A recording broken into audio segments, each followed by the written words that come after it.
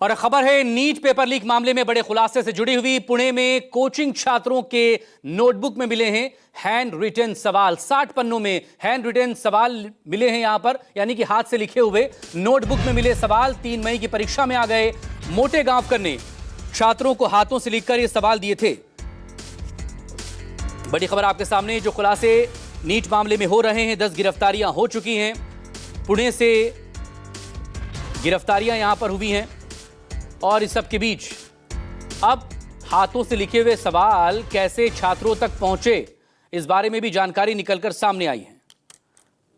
विमल कौशिक मेरे सहयोगी इस वक्त हमारे साथ यहां पर जुड़ गए। नीट मामले में लगातार सीबीआई का शिकंजा कसता जा रहा है। विमल, 10 गिरफ्तारियां इस मामले में हो चुकी हैं और जिन लोगों को पेपर सेट करने की जिम्मेदारी दी गई थी एनटीए की तरफ से, वही दरअसल अब आरोपी के तौर पर सीबीआई की गिरफ्त में आ रहे हैं। और हाथों से लिखकर सवाल छात्रों को दिए गए और उन छात्रों ने आगे बढ़ाया गया। पूरा नेक्सस कैसे ब्यूटी पार्लर से लेकर कैसे इसे ऑपरेट किया जा रहा था, लाखों रुपए यहां से वहां 10 अलग अलग खातों में जा रहे थे। फिलहाल सीबीआई कहां तक पहुंची, ये आपसे जानना चाहेंगे।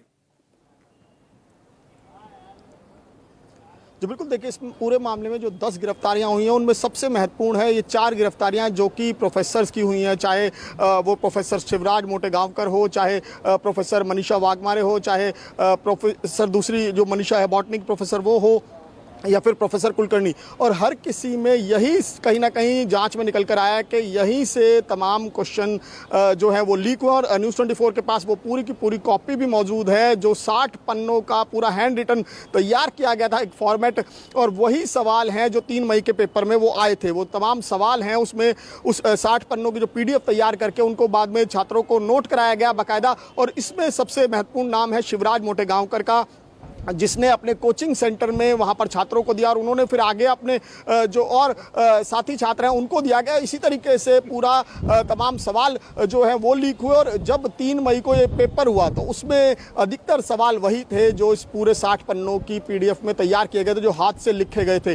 तो ये बहुत महत्वपूर्ण चीज़ है जो सीबीआई के हाथ लगी। और ये पूरा का पूरा जो पेपर है वो शिवराज मोटेगांवकर की जो मोबाइल है उससे भी मिला है। इसके अलावा कई और लोगों के बारे में जानकारी मिली जिनके फ़ोन में या व्हाट्सएप चैट में इस तरह के सवाल थे या फिर तमाम जानकारियां मौजूद थी। तो जाहिर तौर पर अब जैसे जैसे, क्योंकि अभी शिवराज को भी सीबीआई ने अपनी कस्टडी में लिया है और उनसे भी लगातार पूछताछ की जाएगी। और उनके पहले से कस्टडी में जो है, चाहे वो प्रोफेसर कुलकर्णी हो, चाहे वो मनीषा मंडारे हो या मनीषा वाघमारे हो, इन सभी को आमने सामने बिठाकर भी पूछताछ की जाएगी और कड़ियाँ दर कड़ियाँ जोड़ी जाएंगी। लेकिन महत्वपूर्ण बात यही है कि 4 प्रोफेसर्स का इसमें गिरफ्तार होना अपने आप में कहता है कि किस तरीके से पूरी साजिश रची गई, कैसे साजिश को अंजाम दिया गया और कैसे वो कोचिंग सेंटर के जरिए जो तमाम छात्र आते हैं उनसे संपर्क किया गया और उन्हीं से कहा गया कि आगे कोई कैंडिडेट हो जो नीट की तैयारी कर रहे हो, जिनको पेपर की ज़रूरत है। तो ये बहुत महत्वपूर्ण सवाल है, उनको ऐसे कह के गया, यही महत्वपूर्ण सवाल हैं जो आएंगे। और वाकई में ऐसा हुआ भी। 3 मई के जो क्वेश्चन पेपर था जिसमें साफ तौर पर ये तमाम सवाल जो हैं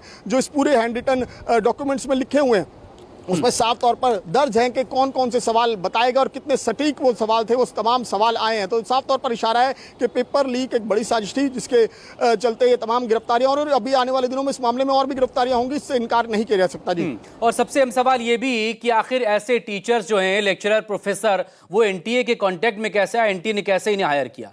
बहुत शुक्रिया, आपका नजरें बना रखिए। अपडेट के लिए आपसे फिर बात होगी। अब खबर